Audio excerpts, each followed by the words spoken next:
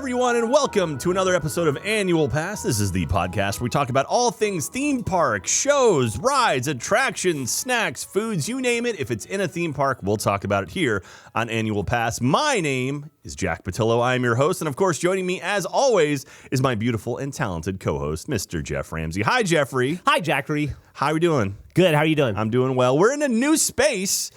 Which is going to be interesting. So if you're watching this on YouTube or on the website, we are currently filming in a new space. So youtube.com/annualpass. Not a permanent new space. No, Another temporary new space. Yeah, we're all about temporary spaces here at Rooster Teeth. It doesn't seem like we're ever going to have permanent homes. You know, one of our other brands in our umbrella family is Funhouse, California group of gamers in LA. And for the first, I would say, year or two of their inception, we made them move buildings every 3 months. Yeah. And I thought that was so funny. But now I'm living it, and it's not funny. It's not fun. It's not fun. But hey, at least we have a new space closer to our permanent space. Hopefully. We actually have some art up. So if you've tuned in to the episode where we had a beautiful fan, Nico, give us a piece of art in Florida when we went out there for our community event, and we've got it up now, so you can see it on our video channel, youtube.com/annualpass. And go check it out over there. So anyway, this is an audio podcast, though. Don't worry, you're not missing anything if you're not watching the video version. But just letting you know, it is available for those of you who might like YouTube and whatnot. As if you wanted to see a couple of haggard old dudes. Dude, I'm feeling good, man. I've been running. So if you're listening to this live, this episode's coming out January 6th. Okay. Of 2022, which is we're in the future. We are in the future. That means in 3 days, I am running my marathon. So I hope you're carbo loading or potassiuming. Are you eating a lot of bananas? Is that what you're doing? Well, I'll be in Florida at this point. I'm landing in Florida on the 6th. You taking a direct flight? Yeah, of course. You upgrade to first class? Maybe. I mean, rest those legs. You don't want to get deep vein thrombosis right before. I put a request in. Well, I'm getting in on the 6th, so I can spend the 7th kind of I'm going to do my last sort of training run on the 7th, relax on the 8th, and then the 9th is the run. That's great. I actually have a question about that. Yes, I was thinking about you the other day. So you're going to, I guess at this point you've already had your Christmas at Disney. Yes. You did your big family Christmas. Mm-hmm. So you got, and it had been a couple of weeks since you'd been, so you got to your fill. Yes. So now you go back. Today is January 6th. You're on your way to Florida. I'm flying to Florida. Run the first thing bright and early before the sun comes up on the 9th. Yes. I mean, the event starts at 5 a.m. So what are you doing the 7th and the 8th? Are you riding rides? Are you enjoying the theme parks at all? Are you laser focused, prepping your bathtub full of ice for when it's time and all that? Well, so we land on the 6th, and then on the 7th, I'm going to do my last sort of normal run. So what you're supposed to do when you do a big long run is you taper, so you actually kind of calm down, you slow down, you don't keep pushing yourself. Yeah. So I'm doing one last, a 5K or something. Where are you something simple. Run? Somewhere in Florida. I don't know, probably around a gym or something. I mean, I like running outdoors, so probably it's around the area I'll be staying at. And so, just kind of run on the sidewalks and stuff. So you're just going to run 5K of iDrive. 5K, maybe 5 miles, something like that. Honestly, yeah. And then run by Ripley's, and then run by Vito's Chop House. Yeah, just take my time, but don't overexert or anything. The last thing you want to do is hurt yourself right before a big race. So I'm not going to go too bad, but just enough to kind of get my muscles all right. And then on the 8th, I'll be just taking it easy, probably go to a theme park, relax, but I've got to go to sleep early, as early as I can. So, take some CBD gummies, try to pass out as quick as I can. And then wake up probably around 2:30 and then leave my hotel around 3 a.m. to go to Epcot where the actual starting line is. Do you shower before you run? On the 9th? Probably not, honestly, because everyone's got to be running. I mean, the only people going to smell me are the other runners, and it's whatever. I mean, I get that. Not like I'm going to reek or anything like that. No, not at all. I'm just curious about habits. I think it's a holdover from the military, but I am unable to leave the house unshowered. Really? I couldn't do it. I physically couldn't do it. It's annoying, and I don't like it. But I wish I was free, because it makes total sense. Yeah. If I get up and go for a bike ride at 5 a.m, which before my hip I used to do, I would still have to make myself take a shower, then go for the bike ride, then come home and take another shower. Oh, see, that's weird. It is. No, I understand it's weird. That's when I go running, it's okay, let's go running, then come back and then shower afterwards. What you're describing makes complete and total sense to me. It doesn't make. I don't make sense to me. So on the what what's it dietarily like? Are you? I mean, I'm like probably going to do some sort of Italian, some sort of like pasta or something the night before, because you want to get carbohydrates, because that's basically sugars, like complex sugars are what keep, they feed your muscles.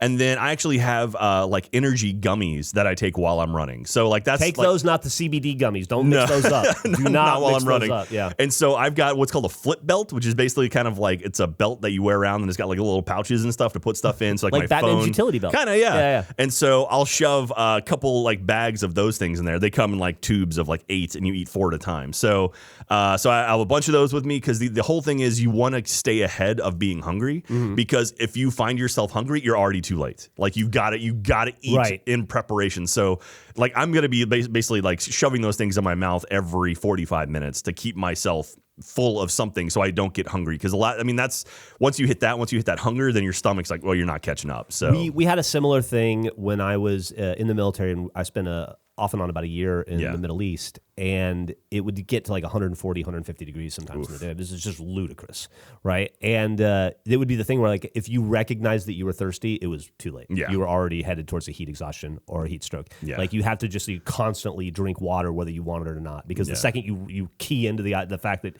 you need it, you're way past. Doing anything about it. But yeah, I'm excited for it. It should be a lot of fun. I mean, I'm gonna take it easy. I'm not expecting to crush any records or anything. I just want to finish the race, and so you want to participate, and it's what an accomplishment. It'll be pretty cool. I actually I turned 40 on January 3rd, and then I'm running a marathon on January 9th. So a week later, I'm running a marathon. Also, happy birthday! You just turned 43 days ago. How's it feel?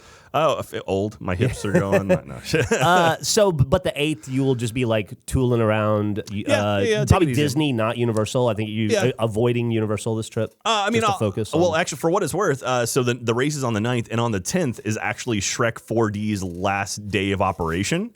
So I'm going to get back to the hotel on the 9th and just try to cool off my legs, like lay in the tub and stuff, hit the pool. And then on the 10th, you're also, the thing is too, once you do something like that, you're not supposed to stop moving, because if you stop moving, your legs will lock up and then you're in trouble. So it's like you still need to kind of walk around. So I'll probably still take an easy day. We might go to a park or something, but nothing, extravagant or whatever. And then on the 10th, go to Universal to ride Shrek 4D one last time, and then, say goodbye to that. So when you're running and you have your jellies on and your utility belt next to your batarang, is that it? Is that all you'll consume? Are there water stations? No, they have water stations like every mile. Because I always feel like I see people holding out cups of water and stuff. They're like, really good about roofies. that. So the Disney Marathon is actually neat, because they have your normal water stations, which every race has. Yeah. They actually have snacks too. So they actually have like protein snacks and things along the race too. At like every other or every third stop, they have that kind of stuff. But in this one, they actually have entertainment as well. So they'll have like character photo ops. So like you can be running and it's like, oh, hey, look, it's Jafar. And you can go like take a photo with Jafar. And like I've watched, because I'm a nerd, I've watched videos of like previous races and stuff, like people running them. And one of the things I saw that I was really excited for is as people went to Animal Kingdom, they had animals you can go take photos with. So it's like, oh, here's a llama, and you can go take a photo with a llama outside of Animal Kingdom, and then keep running, and someone's like holding a sloth, and you can like take a photo next to a sloth, and then that's kind of cool. So. What are you going to have headphones in? Will you be listening to? Yeah, absolutely. I'll have headphones. I need music when I run. Now, are you going to use wired or wireless headphones? Wireless. Do you have wireless headphones that'll last 6-7 hours? Yeah, I have tested them. It's the ones that have like their 2 earbuds, but they have the cable between them. Yeah. Those are the ones I use. And I'm sort of like, now that I've found my sort of routine, I'm not altering it. I'm trying to stick to as close to what I know as possible. You don't want to start messing with stuff. Of course. And now describe for me the drip. What are you wearing? Actually, a friend of mine, she works for a company that owns Alo Yoga. So I actually have like a lot of Alo Yoga stuff, which is really kind of higher end workout gear. So I actually have like a compression shirt, which is nice. A lot of people like worried because you can get, chafing because your shirt rubs around and stuff. Don't have to worry about that. I've got some really nice shorts that have like compression shorts underneath them as well. I've got some actually MeUndies socks that like run out, like working out socks that are really nice. I've got some New Balance shoes, some running shoes. Did you show me the picture? Yeah, they're really, really fancy. See that carbon fiber shoes? Yeah, they have a strip of carbon fiber on them to keep them locked, and they're super light. It's wild. And then I have a headband. I always wear a headband every time I run. Do you run with glasses on? I do. I run with sunglasses. It's going to be interesting because we're starting so early. Typically, I run with sunglasses, but because we start at 5 a.m., but I'm going to be running from 5 a.m. till probably 11, and so it's like it will get brighter as we go. So not sure how I'll deal with that. I might just throw my sunglasses on my back or something. I'm not sure. And then, because you said you have to keep moving, do you then just operate like normally the rest of the day? Do you just go and have a big meal? Can you handle a big meal? Are you super hungry? Oh yeah, I mean, like I'll eat, like I'll try not to like gorge myself or anything, but yeah, for sure. I mean, the longest I've run so far is I'm doing a 20 mile next week, but I did a 17 mile, and I burned something like 3,500 calories during that run. Okay, so it's like after that you should eat something to kind of replace those calories. Yeah, I read a story once about this guy that one of the guys I think that was like one of the first people that did super marathons, and he talked about how like it was so hard to maintain a calorie count that there's like a Sports Illustrated article I want to say I read that he would order pizzas, like large pizzas, to mile markers, and then when he would run there, he would meet the Domino's guy, and he would fold an entire pizza or like Pizza Hut guy into like a I don't know, like a sandwich, like a falafel or something, and then just eat it whole while he ran, and then just would order pizza to like the next, because he just like, because you're running like a marathon a day for 5 days or whatever they do.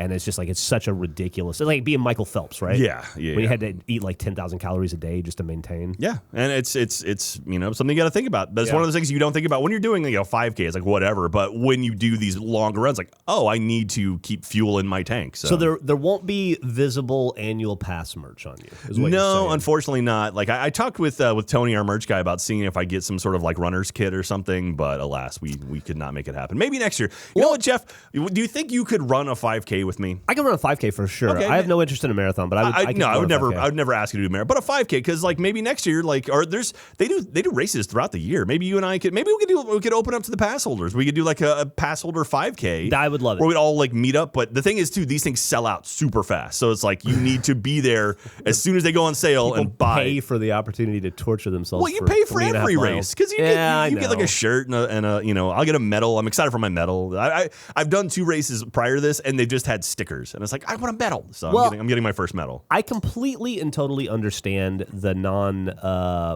branding, because your outfit is also your uniform in this, and it needs to be, like you said, you don't want to screw with stuff. You gotta go with what works.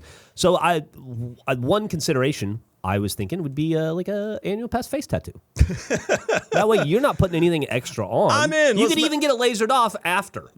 Or maybe it'll just run off while I'm going, if it's still fresh. So you were saying we're talking about what? Right. All right, yeah. So anyway, thank you very much for tuning into the marathon hour here on Annual Pass. I promise you, we might do like one more episode talking about it, and then I'll talk about the afterwards. But I'm excited. I don't know if you can tell, but I'm very excited for the marathon. It's the first time I've ever done anything like this, and so it's. Well, I think it's aside from it being just like a cool physical challenge and to see what you're capable of, and to give yourself some sort of a goal to attain, which I think is all super valid and super important, especially honestly at your advanced age. As you get older, you need to start looking forward. It's one of those things like people retire and then they die a year later because you stop and you got nothing to look forward to. Your heart just gives out. You need this stuff.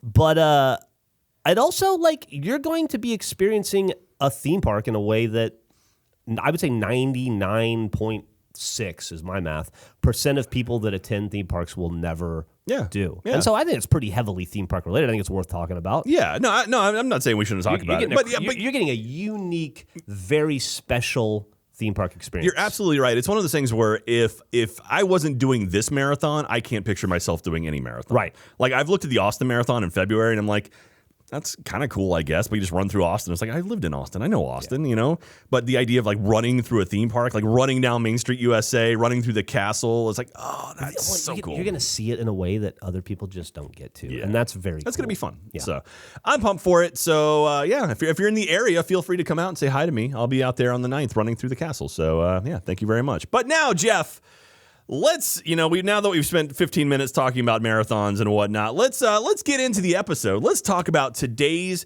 special attraction. I'm very excited for this one. Jeff, I think this attraction is based on your favorite animated movie of all time. Shrek? No, actually, I don't know. Jeff, Secret of NIMH?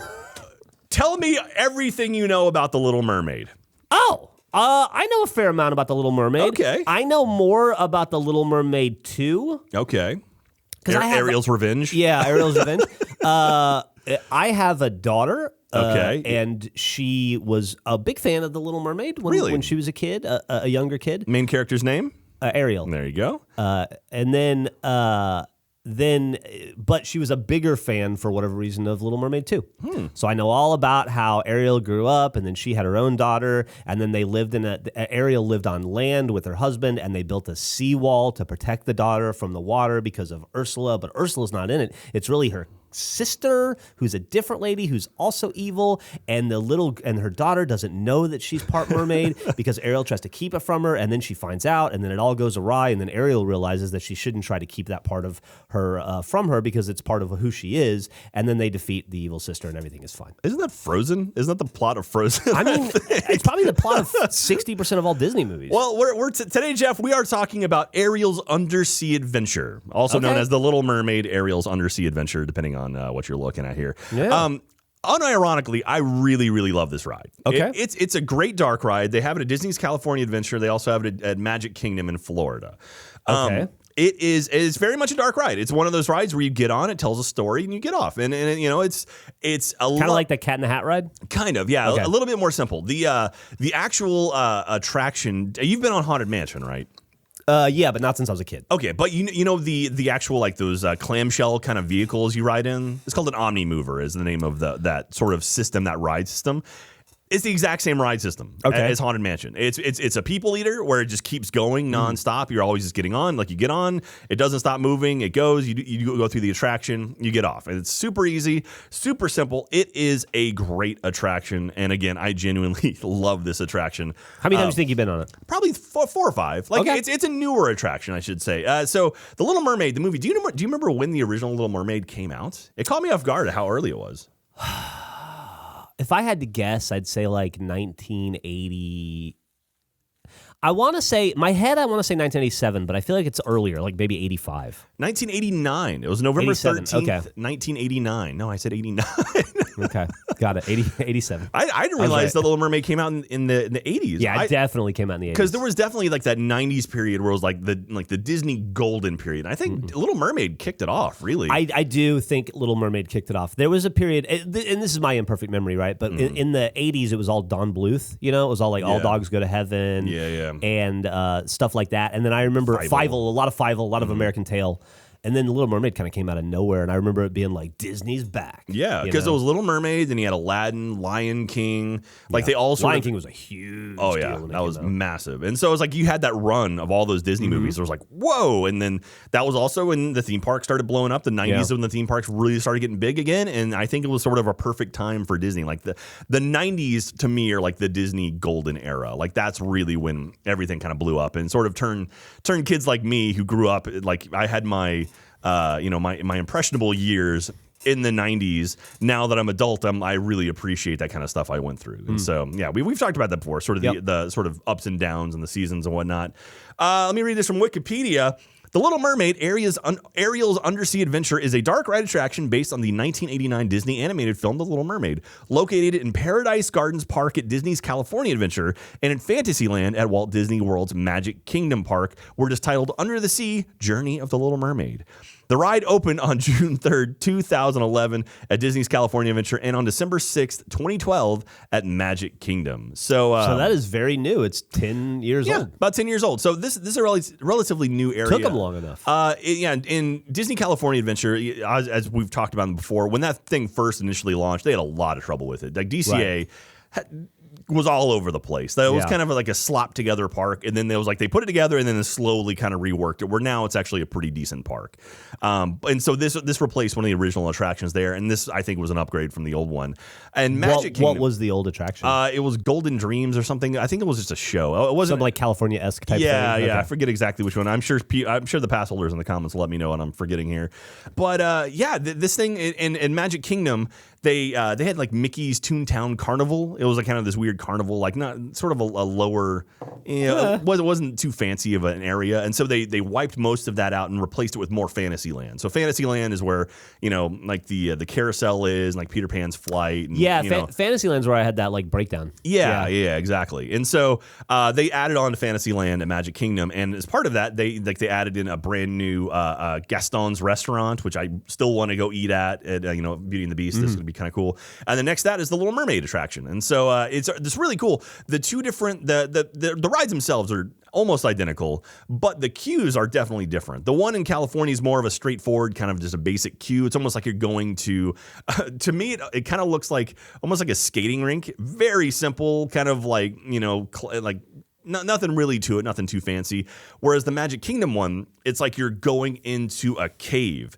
And it's supposed to look like a cave at low tide, like the water's gone, but you still kind of see like the holes and like sort of the the kind of crustacean type like walls and stuff. And supposedly in the queue as well, Scuttle, who's the bird in the movie, he has like a scavenger hunt thing where he like asks you to find stuff in the queue for like kids and stuff, which is pretty neat. Yeah, and that is definitely something newer they've been doing, where it's like let's do interactive stuff in the queue to make kids forget they're waiting in line. Like Winnie the Pooh has that. They had that at Space Mountain for a bit. I think they've taken most of that stuff out for now because of COVID, and you don't want to touch stuff, but it's kind of neat. When I was a kid, this is a different time, obviously, like it would have been we determined like 82 or 83 probably when I went to Walt Disney World. Yeah.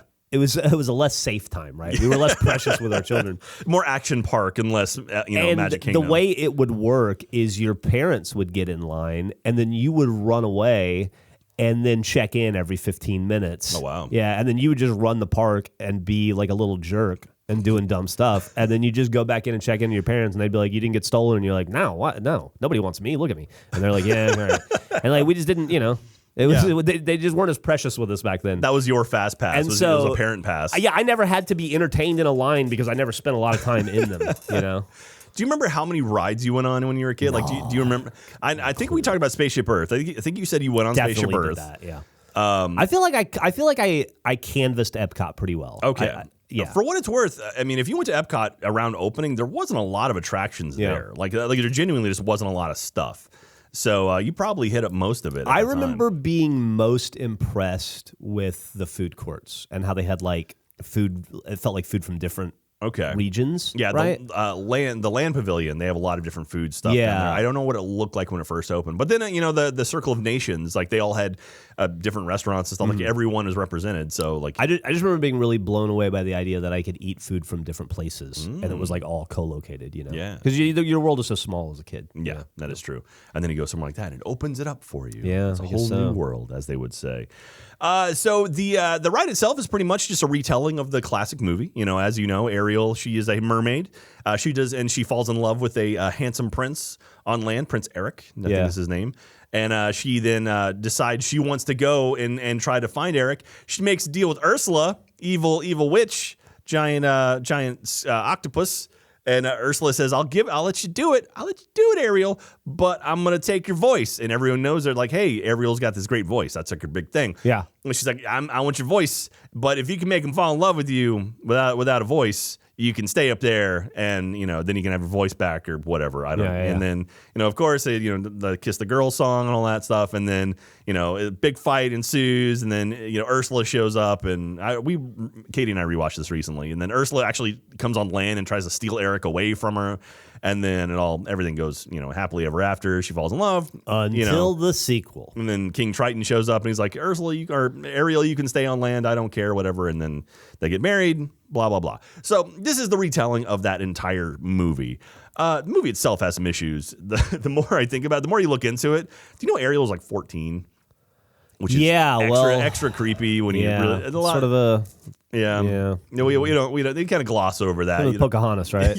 Yeah. Really, any of the Cinderella, like they're all a little bit weird. But so different world back then, I guess. The attraction pulls stuff directly from the movie. So all the like the songs, the singing, all that stuff is pulled directly from the original soundtracks and whatnot. They didn't redo it, which is neat. I think aquatic years are different than land years. That is true. So I think 14 in aquatic years is probably more like 26. Okay. In that case, that's fine then.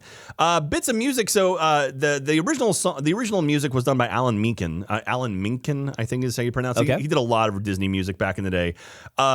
there was a gentleman named Danny Trube who came in and sort of filled in the gaps. I thought for a second you were going to say Danny Trejo. Danny Trube. Okay. He brought some burritos and tacos. And no, Danny Trube came in and he kind of like filled in the gaps. So it was like it would go from like scene to scene, but you need to have some kind of music going. So he kind of like, took that original tone and kind of made some more stuff to it. Also, there's a really, really pretty like melody that plays in the queue as you're getting on the ride. It's like 20 minutes of a Little Mermaid music. Isn't Melody her daughter's name in the sequel? Or am I thinking of another? Is that really the first thing you're going to Ben to look up on our new set? Okay, I see how it is. Look. I don't think he's mic'd today, so I'll look. Also, so the all the characters are back. So thumbs up. It is her name. Oh, nailed it. Told you I know Little Mermaid. So all the characters are back. Scuttle, who was voiced in the original movie by Buddy Hackett, he unfortunately passed away between the movie and the ride. So he was actually, they had a voice actor come in and do an imitation of him who just nails it, by the way. Yeah. But then they had some of the original voice actors come through and actually do some new dialogue and stuff. So that's kind of cool. That's Morgana, Ursula's sister. Morgana, Ursula's sister. Okay, yeah, there you go. Just FYI. She's got cool hair. She does have cool hair. I dig that. She's got a tattoo as well, or something. Let's see here. What other cool fact do I have before we get into the ride? In the early to mid 1990s, Walt Disney Imagineering attempted to develop a Little Mermaid dark ride for Disneyland Paris and Magic Kingdom parks. Early plans for Tokyo Disney Sea and Hong Kong Disneyland also included this ride. None of these versions were actually built, although a computer-generated ride-through animatic was included on the Platinum Edition DVD of The Little Mermaid in 2006. So that's kind of cool. So I wonder why they didn't end up building them. I don't know. Maybe it was too far gone at the time, or it was going to be too advanced. I don't know. Or maybe they couldn't do it justice. But we got to track down a Platinum Edition DVD of the Little Mermaid from 2006. And the second you started talking, it started beeping. Yeah, we've got some painters in the building today, so if you hear some extra beeping in the episode, sorry about that. That's the scissor lift backing up. But I actually on allears.net, I watched a video where they interviewed a couple of Imagineers who worked on the attraction, which is kind of cool. From 10 years ago, it was like the opening celebration thing. It was like doing a Q&A and whatnot. So I forget their names, but I listened to them, kind of got some facts from them as well. So shout out to allears.net, classic Disney stuff. But I don't have any more sort of history. I have some fun facts we'll get to after the ride. But Jeff, are you ready right now to take a ride with me on The Little Mermaid, Ariel's undersea adventure? You know it. You know it. All right, Jeff, you ready? This is what I live for. All right, do we want to go to California or we want to go to Florida? I want to go to Florida. Okay, we'll go to Florida. We're going to watch. Yeah. Okay, we'll go to Florida. Because you're going to Florida. Yeah. I'm going to Florida. I'm probably going to ride this week, as a matter of fact. All right, here. Are you ready? I'm ready. All right, here we go, Jeff. Jeff! I'm right here. Hey, Jeff! Goes up. We're in Fantasyland at Magic Kingdom. I cried here once. No, yeah, that's California. The other place, yeah. That's okay. Yeah, this one doesn't seem to have the same magic. I feel fine. Jeff, eyes are dry. Jeff, look at this. We're outside this sort of like coral-built wall thing. Well, let's go. We should go inside and ride this ride. It's the Little Mermaid or Ariel's Undersea Adventure. I'm very excited. It looks like there's a giant pumpkin in front of us, but I don't think it is. I think it's a seashell. That's further along the ride. All right, Jeff, well, let's go through the queue. Oh, look at Scuttle, Jeff. He's in the queue. And he's like, hey, find a spoon. It's like, okay, Scuttle. You find a spoon, Jeff? Yeah, I found a thingamawhopper. Yeah, a doohickey and a whatchamacallit. A fiddle dob. All right, well, that's cool. Okay, Jeff, we've made it. Oh, Jeff, look at all these clamshells in front of us. That beautiful mural on the wall, Jeff. Oh, it's beautiful. What is it? What does that mural look like? I can't quite make it out, Jeff. It's like all of the different like creatures and stuff from the thing. It's a really, really pretty. Oh, there it is. It's like Ariel on her rock that she's famous for. You did an amazing job of describing it. And she's under the St. Louis Arch for some reason. That's incredible. There's flounder. Yeah. Okay, Jeff, let's get in our clamshell. All right, Jeff, we're in our clamshell now. It does kind of look like a pumpkin, though. I don't know. All right, here we go. So it's like you just hurried us along. It's like a doom buggy type thing. But all right, Jeff, we're on it. And look, right off the bat, hey, it's Scuttle. Oh, there's so many colors. It's Scuttle. He's playing his little what is that? His music box thing, and he's like, all right, let me tell you the story of Ariel and his concertina. Blah blah blah. Yeah, I don't know what it is. Like the ham box. What is it called? Squeeze box. Squeeze box. That's what it is. All right, Jeff. Oh, we're turning around, Jeff. We're gonna go under the sea. You ready for this? I am ready. Woo. Oh, and you can feel that blast of cold air. Oh, look, we're going underwater. That's very cool. Ooh, look, we're underwater now, Jeff. Woo. That is very cool. Wait, we don't have to hold our breath. I guess we can breathe. We must have gills. All right. Well, Jeff, look, we're in Ariel's, like, it's her grotto thing, and she's got all of her stuff. Ariel's grotto? Okay. She's got her doohickeys and what's-its and things, and look, she's singing about, like, oh, look at this stuff. Camouflage. Isn't it neat? Look at her hair. Look at her hair, so cool. And there's Flounder as well. Oh, look, there's Sebastian. He popped up in a little. They really look like they're floating too. I want to be up there. How's the song going? No, not Under the Sea. That's a little bit. Because remember, that's Sebastian's like, no, Ariel, you don't need to go up there because everything's awesome down here.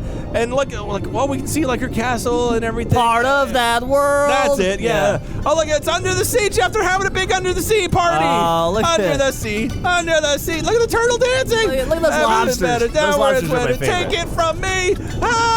Up on the shore. The seahorses are doing a conga line. Not even better. That was better. Under the sea. Like rockets. Yay! Look at all these awesome animatronics everywhere. Spinny starfish. There's so much stuff everywhere, Jeff. Look at all this. It's such a cool. Like, I love these big rooms. Oh, there's the underwater tree of life. Look, it's Ariel. She's dancing. Yeah, she's having a good time. Look at her like bouncing around. Cute. Yeah, she's really tiny. I don't remember her being that small, but I guess she's only 14, Jack. That's true. We don't talk about that, Jeff. Like, and that blowfish blow, and then look, it's such a big scene. I love. There's the blowfish blowing. All right, but Jeff. Jeff.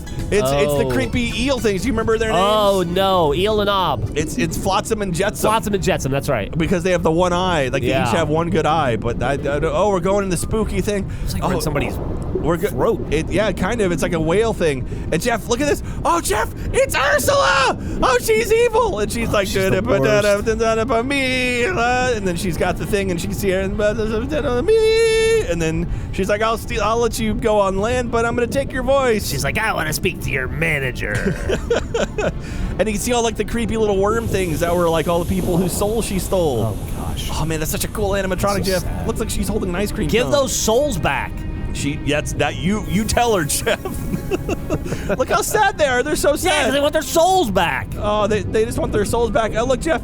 Look, it's we can see. It's very Georgia O'Keeffe-esque. You can see that like Ariel, she's turning and she's got legs, Jeff. Oh boy. It's hard to see, but she's like now becoming her tail's becoming legs. Okay. And now she's on land, and we're gonna skip ahead a little bit. All and right. now she has to kiss Eric. Oh. Prince Eric. If she wants to stay, Jeff, she has to kiss him. You gotta kiss the girl. You've got to kiss the girl. And look, now here's the scene, Jeff. They're on the boat. And it's Sebastian. He's like, there you see her. You don't have a lot to say. There's something about her. And then, it looks like we're at the beginning of the Pirates of the Caribbean ride. Don't know why we died. You gotta kiss the girl. Ooh, and like the frogs are singing along too. And look there, she's like, oh, maybe they'll kiss. Oh, they won't. Oh, maybe they'll kiss. No, they won't. The frog's a baritone. He is a baritone. So look at that. Okay, we're going past that a little bit. And now we're just gonna skip ahead a little bit and kind of pass a bunch of other stuff. But look, they ended up kissing, and Ursula's in the background. She lost. No! And look, a little heart, and they're kissing, and it's all happy. And now look, we're gonna go. It's like now they've been married. Yay! Look, there's the turtle dancing, and everyone's happy. And now land and sea, and everyone's together. There's fireworks. There's King Triton, and he's like, yay! You're my daughter. Now you're married to a prince. Yay! And look. Sebastian's happy. Look, there they are, and they're waving to us. They are. Yeah, and she has really big eyes. Yeah, and then Scuttle's like, oh, it turned out to be pretty good after all. Yeah. And she's like, goodbye, everybody. I'll see you in 10 years when I deny my daughter her birthright. Bye. Yeah. And Jeff, we did it. We've made it through Ariel's undersea adventure. We survived the ride. Congratulations. We have done it. That was intense. That's a really cool attraction. Yeah, it was very cool. It's definitely like, you look at the dark rides, you look at those classic ones, your Peter Pan's Flight, your Winnie the Poohs, Haunted Mansions. This is definitely like the next generation. Like it feels like it was made in 2010, Like the animatronics in it are so good that the actual sculptures of everything are really cool. It's hard to see. Like I just showed you a video. Yeah. The Ursula figure there is incredible. She's huge. Like she is just enormous. That's rude. But she's enormous, and like everything on her is moving, and like her mouth is moving, and like it looks like all skin. It doesn't look like. Oh, really? It looks really cool. It's one of the most advanced animatronics like at the time. Very, very cool. Jeff, if you had to guess, how many clamshells do you think are feeding through that attraction? Keep in mind, they're always going. The clamshell being the ride vehicle. How many people can fit in the just clamshell? Two. I mean, two are like an apparent two children. How many are going? And it's always moving. Always moving. So they can stop it or slow it down. How long is the ride? About 3.5 minutes, maybe. All right, let me do some quick math it out, Jeff. Let me do some Use that quick, Alabama brain of yours. Math. I'm gonna say there are 48 clamshells. There are 105 clamshells. You did not let me finish on the attraction. I was gonna say there are 48 clamshells. Then I need to take a break and think. Count the rest. I was gonna come up with about 110. Okay. So I was close. So there are 105 Omni-Mover clamshells in the ride. That's a lot. It's the same system as the Haunted Mansion as far as the thing. They so 210 people potentially at all times. Pretty much, yeah, on the actual attraction themselves. And now there is one really cool thing about this ride. So there's actually 103 normal clamshells, kind of the ones that come down, but they have 2 chariots that are on opposite ends that are always going around as well. And those chariots are special ADA compliant vehicles where they can actually roll a wheelchair onto and lock into place. Yeah. And so you don't have to transfer out of a wheelchair or like have a special vehicle. And that's cool. That's really cool. That's really neat. And apparently, I haven't seen one, but yeah, it's themed like a chariot, like Triton's chariot. So that's cool. That's really neat. So you could be like the caboose or the chef d'Aline. Exactly. Yeah. So that's pretty awesome. I appreciate they did that, and that was one of the things they really wanted to think about when they were building the attraction. So I said before, Buddy Hackett obviously passed away, so like they have some new performances from Scuttle. They had a voice actor come in and mimic him, but they actually had some original voice actors come back as well, including Philip Lawrence, who is Sebastian on the ride, Chris Edgerly as Scuttle. So as Scuttle, Chris Edgerly came in and replaced Buddy Hackett as Scuttle. And so you cannot tell the difference though. And then Tress McNeil came in as Flotsam and Jetsam. I don't know if they were the original Flotsam and Jetsam, but they did some new lines, so that's kind of cool. Well, I got a question for you. What's that, Jeff? What's your favorite Buddy Hackett movie? That would absolutely have to be It's a Mad, Mad, Mad, Mad, Mad, Mad World. That is the correct answer. That's such a good movie. Followed closely by the original Love Bug. Okay, It's a Mad, Mad, Mad, Mad, Mad, Mad World. Is one of my favorite movies. If you haven't seen that movie, it's a movie from the 50s. It's maybe? got Sid Caesar and Jonathan Winters. It's got everyone. It's got everyone. It's easier to say who's not in it than who's actually in it. Phil. If you ever saw if you listen to this, if you ever saw the movie with Mr. Bean in it, Rat Race, it's the original. Much, no offense to Rat Race, much better version. Yeah, actually, fun fact for a very, very localized thing, the last movie I saw at the Alamo Ritz, the Alamo Drafthouse Ritz downtown, was It's a Mad, Mad, Mad, Mad, Mad, Mad World in 70 millimeter with my father. Are you serious? Yeah. And they had like a full blown intermission and everything. Was that like right before they closed it down?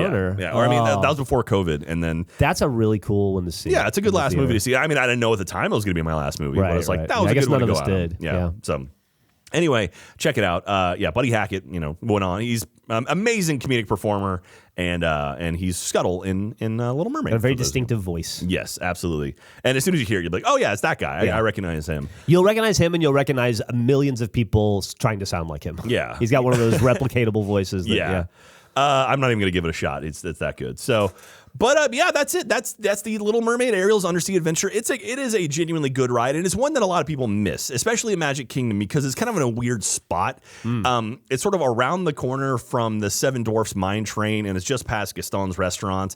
What's the Seven Dwarfs Mine Train? Oh, that's a fantastic ride, Jeff. It's a new one they just opened up. Actually, it's the newest coaster they've had at Disney for a long time. And it's good. It's real good. We'll do an episode of that. Yeah, absolutely. We'll do an episode of that. As a matter of fact, a friend of mine helped open it, so I'll see if I can get her on the show. And briefly scared you were going to say we've done an episode on it.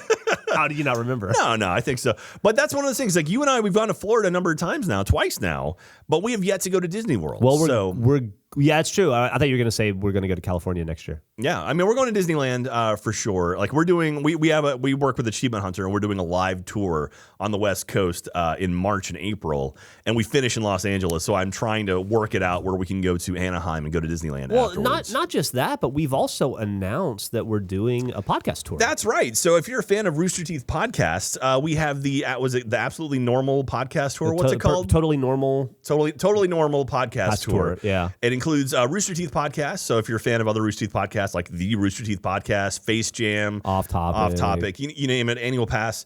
Over the course of the year, we're doing 10 shows Black Box Down, in different cities. A very normal podcast tour. A very normal. Thank you, Ben. A very normal podcast tour.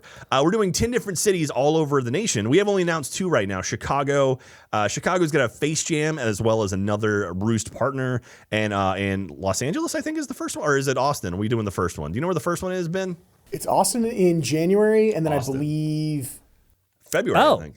I think I'm doing that. I think I got asked to be. I got asked to do a live podcast in January. Okay. Well, it may actually. I mean, by the time I don't know when that one in January probably already happened at this point. Well, maybe. no, this is January 6th. Yeah, this is early in January. So, well, I'll see you people very soon. I think in a couple days at this Austin live. But that being said, go ahead, Ben. 10 months, 10 cities, 10 unique shows. January 15th, we are in Austin for the Rooster Teeth podcast, and February 11th is Face Jam in Chicago. Okay. And so there'll be one in March, April. Yeah. And so there's going to be one throughout. I mean, like one, it looks like every month, one different show, different location. Annual Pass is absolutely going to have one. Yes. So, we don't know the exact location yet. For what it's worth, I've thrown out the fact that Annual Pass will travel anywhere we want to. And, there's a lot of places we want to go to and do some shows. I think it would be cool. And I have no idea if I'll get vetoed on this or not. I mean, and why wouldn't I? I just created the stupid company. But I think it would be cool if we didn't do it at Disney or Universal. I think it'd be cool if we did it at like Cedar Point. Yeah, or, I think Six Flags or Knott's Dairy Farm. Knott's Dairy Farm. Knott's Dairy Farm. Or, you know what I mean? Like one of those other places. Well, I mean, I think my initial pitch was like, hey, like Cedar Point is a place we wanted to go, and that's in Ohio. Yeah. And so I don't know for sure. This is just total heresy, or is that the right word? I don't think so. Hearsay? Heresy's totally different. But I definitely pitched Ohio, so like Sandusky or somewhere up there. And let's be honest, the Ohio, they need it. They need something. It's been rough ever since LeBron left. That's true. And I guess they got Baker Mayfield. He's doing all right. Yeah, Cleveland. Yeah. They got a lake that catches fire. The mistake on the lake, as they call it. So anyway, we don't know where we're gonna go. As soon as we do, we'll absolutely let you guys know. And the pass holders out there, of course, whenever we do figure out where we're going to go, I can almost guarantee you what we'll do is the day before the podcast, we'll probably go to a theme park, and we'd love to have you guys join us and go check it out. Absolutely. That's going to be a lot of fun. So, obviously, we're going to go to Orlando again at some point. 100% that's going to happen. Just wanted to bring it up, at some point, mark it on your calendar, at some point in the near or distant, unspecified future, at a location in a state to be named later, we're going to have an event. Exactly. So make sure you don't miss it. Get your credit card ready. So mark it down, I guess, every day of your calendar next year. You know what, Jeff? So we're pretty much done with the ride stuff. So again, thank you very much for listening to that. But now we do Q&A. And actually, I have a package here. I got a letter mailed to us. I got a physical package sent to us. If you want to send us anything, feel free to. We are Annual Pass, care of Rooster Teeth, 1901 East 51st Street, Austin, Texas, 78723. This is a letter I got. It says, "Dear Jack and Jeff, hey." And they spelled my name right. It says, "Hey," with an exclamation point. Good handwriting, too. My name is Ryan, and I am a former ride operator, maintenance supervisor, and screamster, scare actor at Cedar Point. I have been working there on and off since 2014. I just completed my final season as I am planning to move to Florida in 2022. I have sent you a few things from my time at Cedar Point. Hope you like it. I'm a fan of your show. Best wishes, Ryan and Ryan G. Kursick, I think is his name. Thank you very much. And it says Weldbead 30. I'm not sure what that means. P.S. I worked at Blood on the Bayou this Halloween. So very cool. So I don't know what Blood on the Bayou is, but I wish I did. I'm assuming that's like probably a Louisiana alligator scare. Probably. So they sent us a Cedar Point bag, one of those zip bag thingies, and then inside I'm genuinely opening this for the first time. It's nice quality. I'm opening this up, and we've got. Was there anything else? Oh yeah, there's more stuff in there. Oh what? Come on now. Hold on. Look at this. Help it out. All right, so Ryan sent us. They sent us he sent us his name tag from Cedar Point, buddy. That's kind of cool. So Ryan, you can have one. I can have one. So Ryan, mine says Ryan Manhattan, and it's Cedar Point. We've got a Dr. Ryan Manhattan. I've got a keychain here. It's Cedar Point Magnum XL 200, which I'm assuming is a roller coaster. Again, I haven't been there before. This is a patch from the Gemini, which is kind of cool. It's like an iron-on patch. And then a bunch of theme park maps. And hospitality is easy. Eye contact, ask engaging questions, smile, you matter tone. I'm assuming that's given to the cast members there. Why are you standing up, I'm Jeff? standing up. This is for the video portion of the podcast. I put my Ryan name tag on, so I'm just pantomiming like This is I'm cosplaying Ryan. All right. Okay. So all right, moving along. Come on, we don't have all day here. This ain't Disney World. I don't have to be nice to you. This is Cedar Point. Hospitality is easy, Jeff. Sorry. E is eye contact. I'm looking at your eyes when I'm telling you to move it along. Okay. This is a long line. We got a lot of people that want to ride this ride. If you want to dilly-dally around and have toucans and birds tell you to look for spoons, you got to go down to Florida, buddy. A is ask engaging questions. Oh, I like your shoes. Where'd you get them? The shoe store? Great. Keep it going. The shoe store. S is smile. You got to smile. There you go. Perfect. And Y is you matter tone. Which is a distracted or lazy tone of voice can say to guests that they are more important things you've on your mind. Be positive, focused, and energetic. I don't want you to think I'm being lazy here. You're the reason I have a job. This fulfills me. Have a great day. Beautiful. You nailed it. You nailed it, Ryan. Thank you very much. Look at all of these park maps. Oh my gosh. He sent over a massive stack. I want to see one. I want to look at the park maps. Go for it. So they're Fright Guys, September 17th through October 31st. Wow. I wonder if that's Ryan on the back. Halloween. So thank you very much for that, Ryan. This is very cool. And so now that we are kind of getting our new space, like we're kind of finally finding some space, we'll start putting cool stuff like this. We'll start decorating our office. You can see we have our picture from Nico. I think. Dude, they have a lot of live entertainment. They have the Jack Aldrich Theater, the Hotspot Stage, Planet Spooky, Celebration Stage, Red Garter Saloon, Fort Sandusky, etc. Nice. There's a bunch. I got another letter here sent to us. I finally checked the mail after months. Hey, Jack and Jeff, I went to the Oogie Boogie Bash at Disneyland and picked up some maps for you to either keep or give away. I know it's already October. Oops. But just wanted to send them anyways. Keep up the good content, and I enjoy listening to it every week at work. Joshua S. sent us over some park maps, which, you know me, I love park maps. These are the Disneyland guide maps from the Oogie Boogie Bash. So thank you very much for that, Josh. We'll sign a couple. I'll keep one, and we'll sign a couple and give them away. I love this Gemini patch. I assume that's a ride. The yeah, Gemini I think so. And the blue spires. You know what's cool? I'm a Gemini. Oh, are you? So, yeah, I'm a nice. Gemini. Yeah. You can put that on your jean jacket. I'm duplicitous. I'm two-faced. Yeah, that's what they say. Okay, well, thank you again for that. Again, if you want to mail us anything, you're more than welcome to. Like, you don't have to. You don't have we to. We still love you. You know, I love this kind of stuff. It's great. Or if you see us in the future at the normal, very normal podcast tour, you feel free to bring us stuff too. It's 1901 East 51st Street, Austin, Texas, 78723. Put annual pass, care of Rooster Teeth at the top. So thank you very much for that. I've got some questions now from a previous episode, Jeff. Do we have time for this? We got time for a couple questions here. I pulled some. Hold on a second. You're talking to Ryan. Oh, I'm sorry, Ryan. He's going on break. I'm sorry, yeah, Ryan. So I'll just take a break there. I appreciate it. Thank you for all your time and your eye contact, asking, engaging questions, smiling, and you matter toning. All right, Jeff's back. Good. Okay, welcome back, Jeff. I got some questions here from the Incredicoaster episode we did not so long ago. This one is from Roman Heretic. Will you do an episode reviewing restaurants at parks? Roman Heretic sounds like the sequel, the darker sequel to Roman Holiday. It would be pretty cool to learn about the hidden secrets of those themed restaurants like Leaky Cauldron at Universal or Docking Bay 7 Food and Cargo at Disney. It also has the possibility of being a crossover with Face Jam, which is another podcast we do. Never heard of it, but I'll look into it. I would love to. As a matter of fact, we went to Universal Orlando, and after we finished recording at the Radio Broadcast Center, you and I went to that at the seafood restaurants. And Ben as well. We went to that seafood restaurant. I had never been there before. It was really good. Yeah, it was a nice place. It was a fancy sit-down like restaurant. Ben, do you have the name of that place? Can you look that up for me, please? Yeah. Yeah, that was really cool. It's stuff like that. And like I know like Mythos is a restaurant over at Islands of Adventure in the Forgotten not Forgotten Realm. What's it called?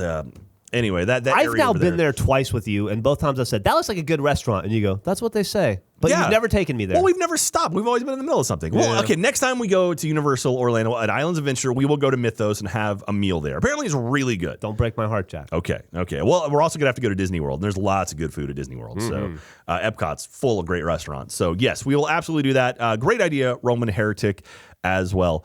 Let's see here.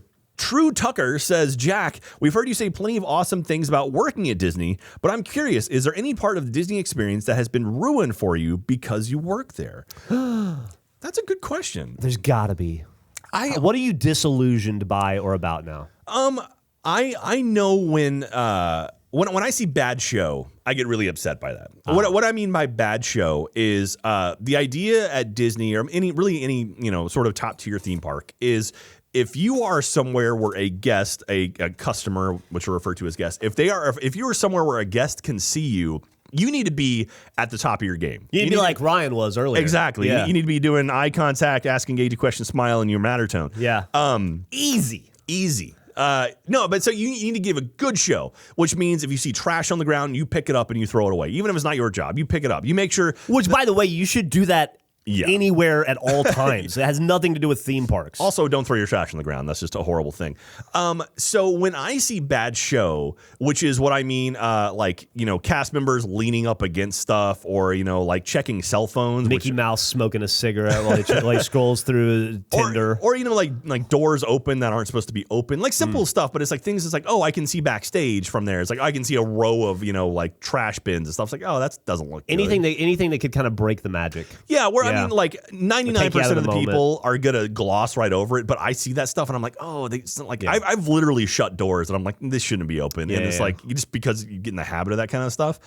So that maybe it's kind of like I got a film degree from the University of Texas, and so it's hard for me to watch movies and I pick up on stuff that other people might not. Like I love editing, so I'll pick up on editing mistakes, and I'm like, they shouldn't have done that. In like that kind of bugs me. Mm-hmm. Same sort of deal. So I sort of have that veil a little bit pulled back, and so when I recognize stuff like that, I get a little upset. So you would say that I guess it would be like you look at things with a more critical eye now because of your experience. And so, yeah. I can understand. And so when things get lax or God, nothing is worse than when you get when you go on Jungle Cruise or an attraction that has a guide and they just don't care. They're like, oh, that's the worst. Jungle Cruise can be such a good attraction if you have a guide who's super into it and is really energetic and having a good time. Because the thing with a show like that is even if your audience isn't into it, you have to get them into it, or you at least have to make it good where maybe the one or two people who do give a crap will love it. And so you're performing for those two people who care, basically.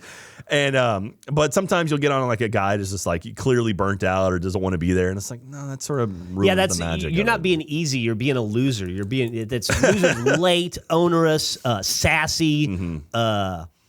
Egregious and rude. Yes. You don't want to be the opposite of loser. You want to be easy. You want to be easy, not a loser. That's smart. You should write this stuff. So that's sort of my thing. Thank you for the question. That's a really good one. I didn't really think about that, but yeah, it's definitely. I'll let you know if I spot any stuff. I'm going to Disney literally tomorrow, so I'll let you know if I spot any bad show while I'm there. As a matter of fact, speaking of horrible show, did you? I mean, this is kind of weird.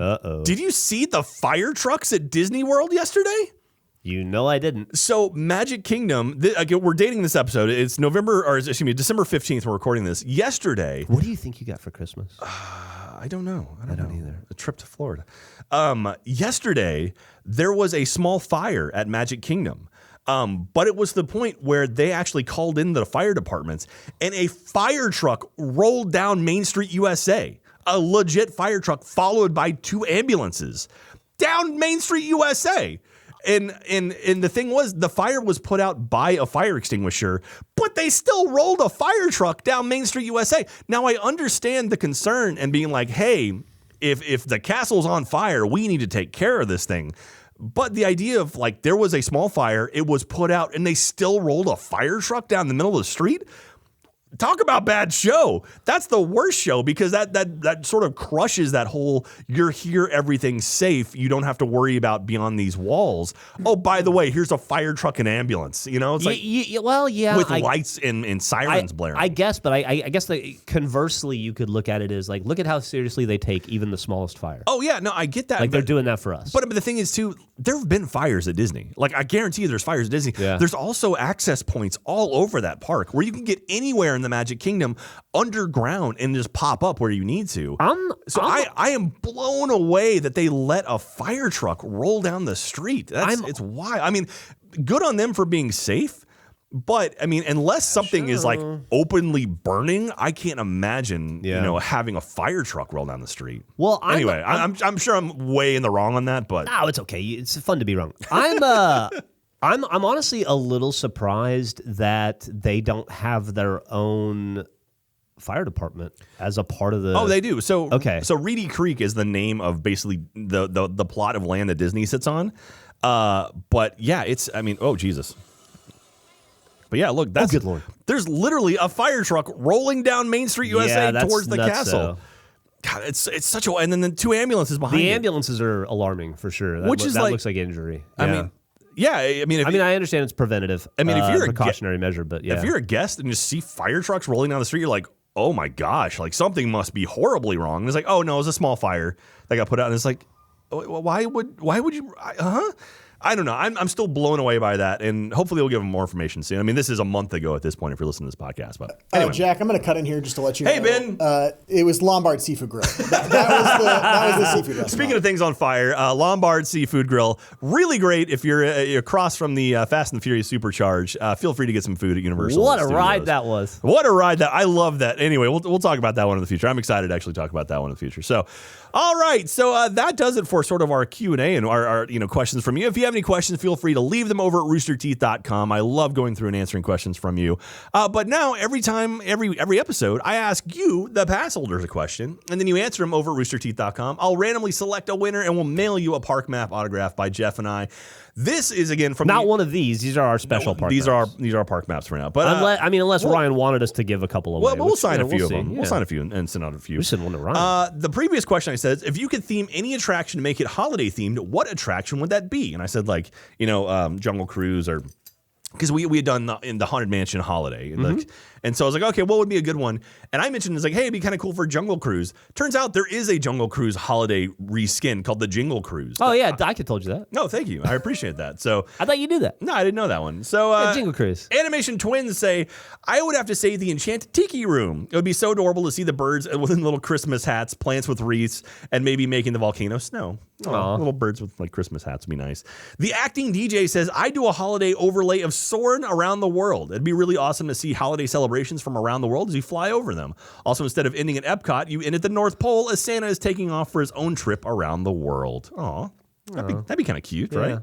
Shannon 413 says, I think the holiday overlay of Walt Disney World's Small World showcasing the different celebrations at this time of year around the world would be cute. And I think they actually do a Christmas version of Small World as well. So that'd be kind of cool, though. Yeah, absolutely. Corey Marie, she was on our Incredicoaster episode. She was our interview. Yes. She said, very cool. She says, first of all, Jeff, I'm holding you to owing me a Num Num cookie. Anyway, so we said we'd get a Num Num cookie. Num Num cookie. So absolutely. Corey, we got you. Don't worry. And she said, answer, sticking with my home, I would love to see Toy Story Midway Mania or Toy Story Mania for you Florida people reskin for Christmas. Wouldn't change the ride much. Just to see the holiday decor around the toy box would be so cute. I think so as well. Absolutely. Yeah. And our winner that I randomly selected from everyone who answered over there is from It's a Ska World After All. Fantastic name. I know everyone is saying that Nice try, Bruce Green. We know it's you. I know everyone is saying that Star Wars rides should have a nod to the holiday special. I would rather have Star Tours reskin as Hoth for the winter and do opening battle in Empire Strikes Back for the actual ride. That would be very, very, very, very, very cool. Quite a few people said the holiday episode, the Star Wars holiday special, Life Day or whatever it's called. Yeah, like they should reskin it for that. And so he came in and said Hoth would be really Hoth would be very cool. Yeah. So there you go. It's a Ska World After All. Congratulations. I'll be reaching out to you via email and we'll send you a park map soon. I gotta say, dude, that moment when Darth Vader is walking, you first see him in the Hoth base and he's walking through the hallways, the ice hallways, might be the scaredest I have ever been in my life in a theater seat. Really? I was like 8, 83, right? No. Or 81? It would have been 80. 80, 81. I was like 5 or 6 then. 80 or 81, yeah. And I just remember thinking it was essentially like Darth Vader's in your house, like the scariest person in the universe is in your house. Nice. I remember being terrified. Oh man, that's so good. So good. Anyway, thank you very much. It's a Ska World After All. Congratulations. Appreciate it, Bruce. Now, I've got a question for you, the pass holders out there, to answer over on roosterteeth.com. This one's courtesy of Mr. Geoff Ramsey today. What is the first piece of merchandise or a souvenir you bought or given at a theme park? So what is your first piece of theme park merchandise you received, either purchased yourself or were given by somebody else? Like maybe it's like a keychain or something. Well, your mouse ears. Yeah. Let us know what it is. If you have anything special, let us know because we'd love to hear. Jeff, do you have anything that you can think of? That was your first. When I was a kid, I don't know what it would have been. I mean, it probably would have been ears because I've seen a photo of me wearing Mickey Mouse ears from my childhood. Oh my God. But also, when I was a kid, I just had Mickey Mouse ears. I was a scrawny kid with huge ears. But I was really into keychains when I was a kid, like keychains with your name on it. Okay. And I think it's because I'm a G-Jeff. And so It was very, very rare that I would ever go anywhere, and there would be like the spinny thing with like 4,000 keychains and with Bort. Yeah, and it was like Gilbert, Guilford, Gary, Greg, and there was never a Jeff. Yeah. And so I was always like desperate to get one of those. There's always a lot of Jackies, not a lot of Jacks. Same. Well, I imagine the Jacks go fast. Yeah. Is a common name. Kind of. Is it? You think Jack's not a common name? Not really. It's not a weird name. It's not like a strange name, but you don't hear it as often as you'd think. Yeah. You know. It's interesting. I was just reading. Gosh, I don't want to make this podcast go on forever, but I was just reading an article about how a lot of those, like what you consider to be like bog standard, like American guy names, or maybe not even American, just like Mark, Ted, Mike, Jack, Dwight, Greg, Steve. You know, a lot of those names are dying because people are not naming kids that anymore. Yeah, and so those names are just going away. Yeah, it's interesting. Yeah. I wonder how many. We're at the time now where you're going to start seeing like Daenerys and like there's a lot of Khaleesi's out there. Yeah, a lot of Khaleesi's. Yeah, there really are. Yeah, which are unfortunate after name a kid after a cool character and the show doesn't end too great. It's weird because you get it in your head like Dick and Jane are like if I think of like the two most common names in my childhood, it was like Fun with Dick and Jane. Dick and Jane was like the proxy name for everything, and it's like you have it in your head from an early age that those are standard names. Yeah. My mom's name is Janie. Yeah, so, but they don't have to be. The trends go up and down. You know, weird ebb and flow. There was one other Jack in my high school. He was a senior. I was a freshman. That's crazy to me. That was it. He was a nice guy, which is good. I'd hate for the Jacks to be a jerk, but I've only met maybe 6 G Jeffs in my life. Really? And one of them works here. You know, Jeff. Oh, that's Getter. right. Yeah. Which is fun because you always get his email, right? I get a lot of financial emails for the company. Oh, man. A lot of licensing stuff. All right, well, we're running off on tangents. We should wrap up this episode. Again, thank you, everyone, for tuning in to Annual Pass. It really does mean the world to us that you're paying attention and listening to our podcast. Please spread the word. This is a brand new year. This is the year of Annual Pass, I think. This is going to be our year. Hopefully, APY. It's going to be it's going to be the year we can travel again. We can go to a whole lot of parks. Jeff, you and I have a lot of places to go. 2022 is our Yap year. Yap year. It's a Yap year. It's a year of Annual Pass. It's the Yap year. The Yap year. It's a Yap. We've got some new merchandise coming in the store.roosterteeth.com. We have all of our Christmas stuff available as well. Make sure to grab that. And we have some new shirts coming that I'm very excited for. They might be out by now. I don't even know at this point. We record this stuff in advance, but we've got at least 1, maybe 2 more shirts coming. Don't forget Gail Fox's amazing poster as well.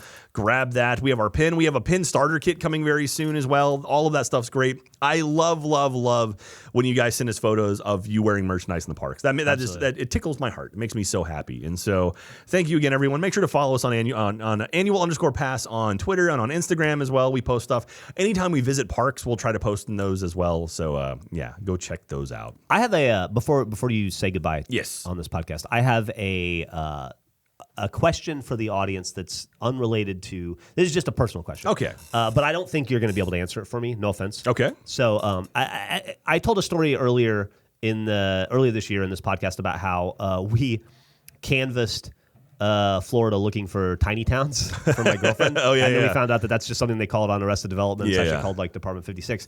Anyway, I've become through my girlfriend become obsessed with building the little tiny Christmas village. And I was thinking the other day, there should be a theme park version of this. Yeah. Like where you can get little like, ceramic rides and even if they're not like real properties, but they're just like a stylized version. And I was wondering if something like that exists and if the audience is aware of anything like that. Well, I will say Lego has a Magic Kingdom castle. So they have Cinderella's castle you can buy. Right. How cool would it be if Lego kind of just like said, all right, let's do this. And they started making like, here's a haunted mansion. Here's Pirates of the Caribbean. I think it would be very cool. But the cool thing is if it was all to the same scale, where eventually you could just build the whole theme park. Like think about a Space Mountain that you could like pull the top off and it has the track inside and stuff. But all to scale where ultimately you could just have a giant version of Magic Kingdom built of Lego. Oh my gosh, how awesome would that be? You know what would be cool? I would spend so much money on I really got to I wish we didn't. I know, we've got a meeting. But what would be cool, I was talking to a dude the other day, not somebody I know, just out in the wild. And he was telling me that he puts together like metal models, like we have that show Role Models. That he puts together like Gundams and like Star Trek and stuff. And he was saying that he subscribed to this service where he's building an enterprise. I think it's an enterprise. I apologize to him if I'm getting this wrong, although doesn't know me, doesn't know anything about this podcast, and will never hear it, so it doesn't ultimately matter. But he was telling me that he subscribed to this service where they send him like monthly an amount. Okay. Like a portion of it that you put together, and because it's very complex and very complicated.